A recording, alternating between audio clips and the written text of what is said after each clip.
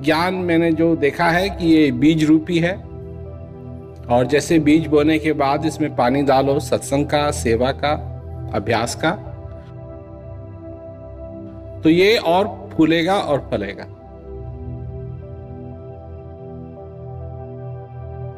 और जितना इसमें समय लगाते हैं, जितना अभ्यास करते हैं, सेवा करते हैं, सत्संग सुनते हैं, बिन सत्संग विवेक ना होई, राम कृपा बिन सुलभ न सो। बिना सत्संग के विवेक नहीं होगा, जागृति नहीं होगी,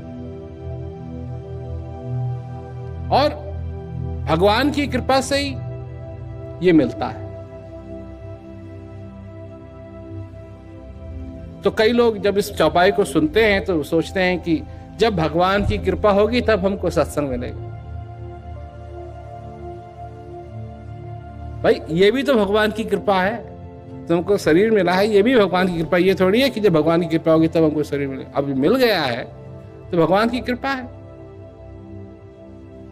और सत्संग है क्योंकि अंत समय तक उनका सत्संग तुम्हारे कानों में गूंजता है। जहां कहीं भी विपदा आती है, किसको याद करते? गुरु महाराज जी को याद करते।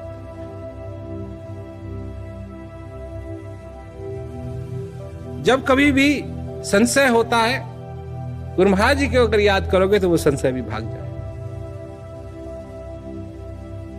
सत्संग है, तुम्हारे जीवन की बात है, तुम्हारे हृदय की बात है, तुम्हारे कल्याण की बात।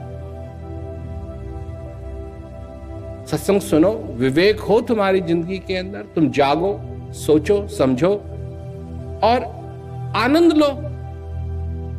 जो इस जीवन का आनंद है वो तुमको दोबारा नहीं मिलेगा। ये जीवन दोबारा नहीं मिलेगा। अब यहां लोग बैठे हुए हैं जो उनकी धारणाएं हैं कि फिर हमारा जन्म हो।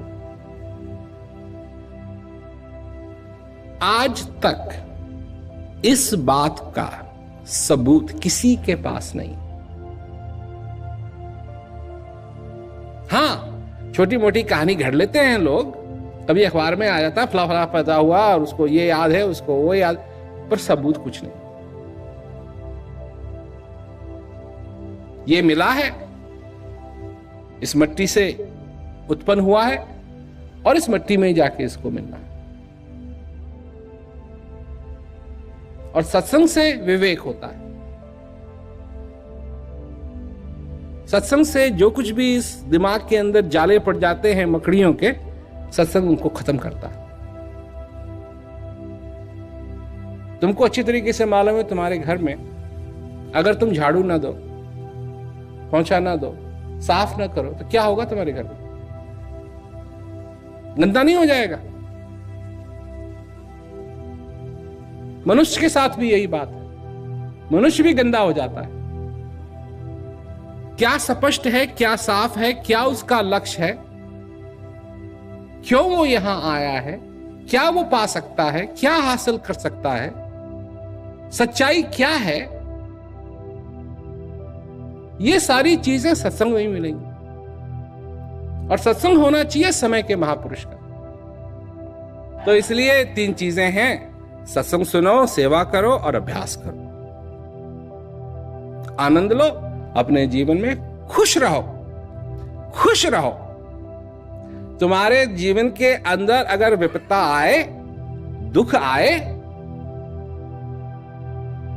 तो याद रखो कि जब तक ये श्वास आ रहा है, जा रहा है, भगवान तुम्हारे पीछे है। उसका हाथ तुम्हारे कंधों पे है, उसका हाथ तुम्हारे सिर पे है, उसका हाथ तुम्हारे अंदर है जब तक ये श्वास आ रहा है, जा रहा है। और याद रखो कि जो भी दुख है ये आया, पहले नहीं था, अगर आया तो जाएगा जरूर। सब्र रखने की जरूरत है, आया तो जाएगा जरूर।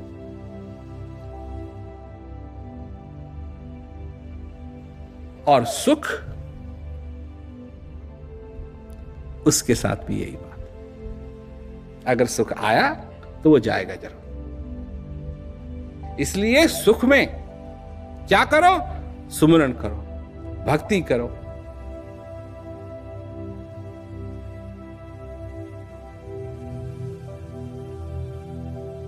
देखो, तुम यहां पैदा हुए हो इस भूमि में, इस पृथ्वी पे। यह है कर्म भूमि, यह है कर्म भूमि। यहां कर्म करोगे। अगर तुम कुछ भी ना करो तभी तुम कर्म कर रहे हो। ये ऐसी भूमि है, ऐसी धरती है, कर्म भूमि है। ये कुछ ना करोगे तभी कुछ कर रहे हो। अब सिर्फ बात यह है कि सबसे बढ़िया कर्म क्या है, और सबसे बढ़िया कर्म है भगवान की भक्ति।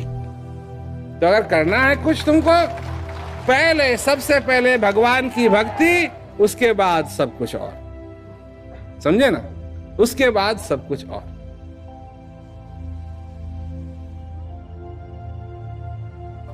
किस प्रकार? जब सवेरे तुम उठते हो, तुम्हारा एक रूटीन है ना, तो जो कुछ भी तुम्हारा रूटीन है उसमें कम से कम एक पहला काम तो है। उस काम को करके फिर सारे काम तुम करते हो। अगर इसी प्रकार तुम इस अभ्यास को, इस भक्ति को बना लो कि पहले भगवान की भक्ति, फिर सारे काम जो करने हैं अपने जीवन के अंदर वो करो, तो तुम्हारा जीवन संभल जाए। और नहीं कर पाओगे तो फिर उल्टा सीधा होगा। नहीं, उल्टा सीधा होगा। ऐसे ही जीवन के अंदर सबसे प्रथम भक्ति, भगवान की भक्ति, तत्पश्चात जो कुछ करना है करो। पर करो, अभ्यास करो। यह बहुत ही सरल चीज है, बहुत ही सुखदायी चीज है।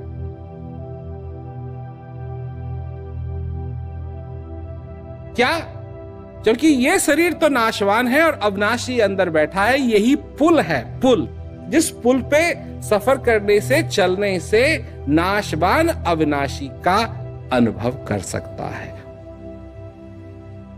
और किसी तरीके से नहीं हो सकता। यही एक तरीका है जिससे नाशवान अविनाशी का अनुभव कर सके। और दर्शन में सच बात तो यह है कि जो तुमको चाहिए वो तुम्हारे अंदर है। क्या जरूरत थी तुमको?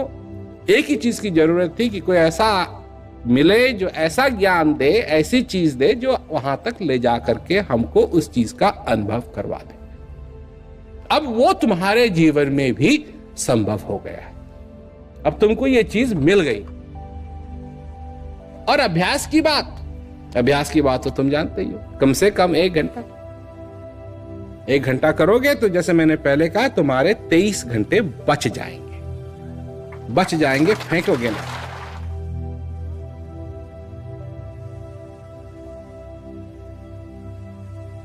तो समझने की बात है, समझने की बात। तो करो और आनंद लो, इस ज्ञान का आनंद लो।